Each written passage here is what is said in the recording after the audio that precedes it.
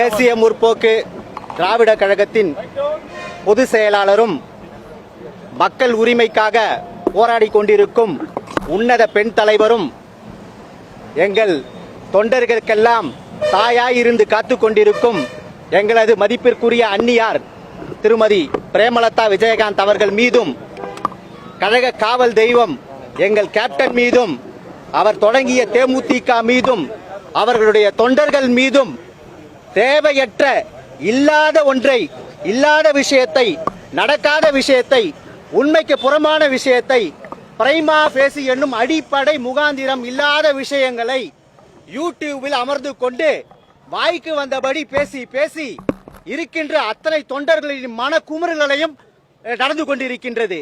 இதனால் மக்களிடையே பெரும் குழப்பமும் ஏற்பட்டு கொண்டிருக்கின்றது.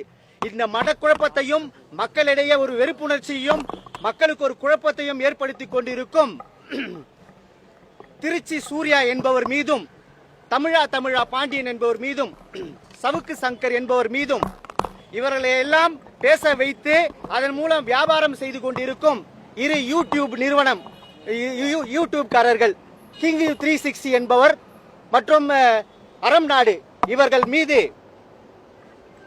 உடனடியாக இவர்களை இப்படி அவதூறாக பேசி மக்களை குழப்பி ஒரு தேவையற்ற ஒரு சூழ்நிலையை தமிழகத்தில் உருவாக்கி கொண்டிருக்கும் இந்த நபர்கள் மீது உடனடியாக குற்றவியல் நடவடிக்கை எடுத்து அவர்களை கைது செய்து அந்த யூடியூப்களை முடக்கி உடனடியாக நடவடிக்கை எடுக்குமாறு தலைமை நிலைய செயலாளர் திரு பார்த்தசாரதி அவர்கள் புகாரை வழக்கறிஞர் ஆகிய நாங்கள் இன்று மாண்புமிகு நம்முடைய உயர் திரு டிஜிபி ஐயா அவர்களிடம் நாங்கள் கொடுத்துள்ளோம்.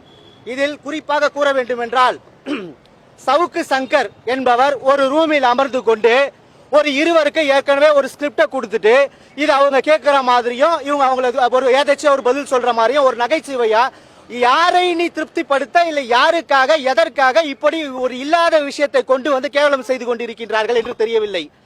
அவர்கள் கூறும்பொழுது இங்கு பேரம் பேசுகிறார்கள், அங்கு பேரம் பேசுகிறார்கள். இவர்களுக்கெல்லாம் என்ன அடிப்படை முகாந்திரம் இருக்கின்றது? இவர்கள் எல்லாம் என்ன ஆதாரத்தை வைத்துக் கொண்டிருக்கிறார்? கொண்டு வந்து கொடுக்க முடியுமா? நியாயம் இருக்க நாங்கள் எத்தனை போராடி கொண்டிருக்கின்றோம், எத்தனை நீதித்துறைக்கு வேணாலும் கொண்டு செல்வோம். உங்களால் வர முடியுமா?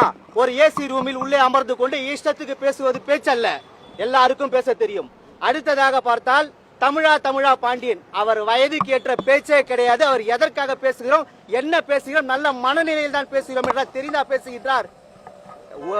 வாழ்க்கைக்கே எடுத்துக்காட்டாக வாழ்ந்து மறைந்த நம்மளுடைய இதே கேப்டன் அவர்களை பற்றி, அவருடைய வாழ்க்கையில் நடக்காத விஷயங்களை பற்றி பக்கத்தில் இருந்து பார்த்தது போல் அப்படி ஒரு அருவருக்கத்தக்க வகையில் அவர் பேசிக் கொண்டிருக்கின்றார். தமிழக மக்களும் தொண்டர்களும் கொந்தளித்து போயிருக்கின்றார்கள். அதை பார்த்து எப்படி இவருக்கு மனம் வருகிறது? ஏன் இதை செய்கிறார்கள்? என்ன காசுக்காக செய்கிறீர்கள்? ஏன் இந்த மாதிரி செய்கிறீர்கள்? இதனை சட்டம் என கண்ணை மூடி கொண்டிருக்கிறது நினைத்துக் கொண்டிருக்கிறீர்களா? யாரும் பார்க்கவில்லை என்று நினைத்துக் கொண்டிருக்கிறீர்களா? சட்டம் கடமையை செய்யும்.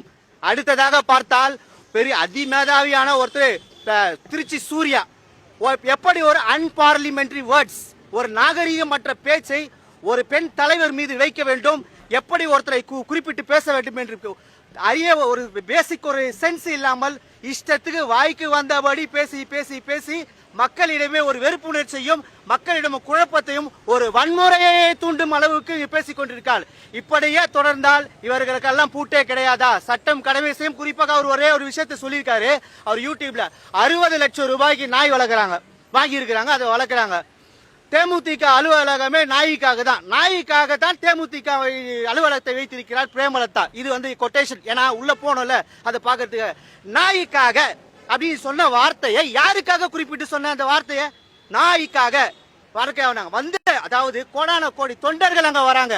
கேப்டன் ஆலயத்துக்கு தமிழக மக்கள் முழுசா தரிசனம் பண்றாங்க. அந்த ஆலயத்துக்கு வராங்க, அந்த ஆபீஸ்க்கு வராங்க. நாய்க்காக அந்த ஆபீஸை நடத்தும். நீ குறிப்பிட்டு ஒட்டுமொத்த பேரையுமே நீ அவமானப்படுத்துவதை பேசிக் கொண்டிருக்கின்றாய். நாய் என்பதால் நான் ஒரு கருத்தை மட்டும் சொல்றேன்.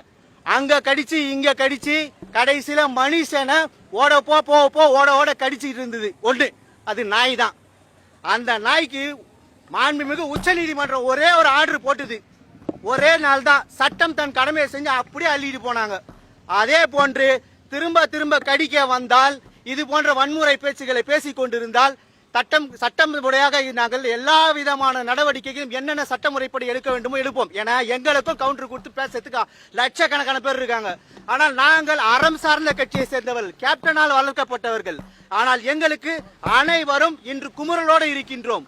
ஒரு கழக தாயாக நினைத்துக் கொண்டிருப்பது ஆபாசமாகவும் அசிங்கமாகவும் ஒருமையிலும் இப்படி இந்த மூவரும் பேசிக் கொண்டிருந்தால் இதை பார்த்து கொண்டு யாரும் சும்மா இருக்க மாட்டார்கள். சட்டத்திற்கு புறமான இது போன்ற நிகழ்வுகளை உடனடியாக ஐடி விங்கு அந்த விங்கு எல்லாமே இருக்காங்க பாத்தீங்களா, அந்த இது ஐடி இன்ஃபர்மேஷன் டெக்னாலஜி ஆக்ட் படி அவங்களை கண்டிப்பா கூட்டி நடவடிக்கை எடுக்கணும். இது தொடர்ந்தால் யாரை வேணாலும் இப்படி பேசலாம், யாரை வேணாலும் அடிக்கலாம், யாரை பிடிக்கலாம், அசிங்கமா பேசிக்கலாம். டிவியில போய் ஒரு சேனல் இருந்தா போதுன்ற எண்ணத்தை, நல்ல சேனல்கள் இருக்குது, எல்லாம் நிறைய விஷயங்கள் நல்லதா நடந்துட்டு இருக்கும் போது இந்த 2 சேனலை வச்சுட்டு இவங்க 3 பேரும் பண்ணிட்டு இருக்க வேலையை இத்தோட நிறுத்தணும். நாங்க சொல்ல வரல, புகார் கொடுத்திருக்கோம், எங்க வேணாலும் நீங்க பேசுங்க. இனி தமிழகம் முழுவதும் அனைத்து சட்ட நடவடிக்கைகளும் தேமுதிக எடுத்து செல்லும். பூனைக்கு யாரு மணி கட்டுறது? இது மாதிரி பேசுறவங்களுக்கு பூனைக்கு தேமுதிக மணி கட்டும், வழக்கறிஞர் அணி கண்டிப்பாக மணி கட்டும் என்பதை கூறிக்கொள்கின்றேன்.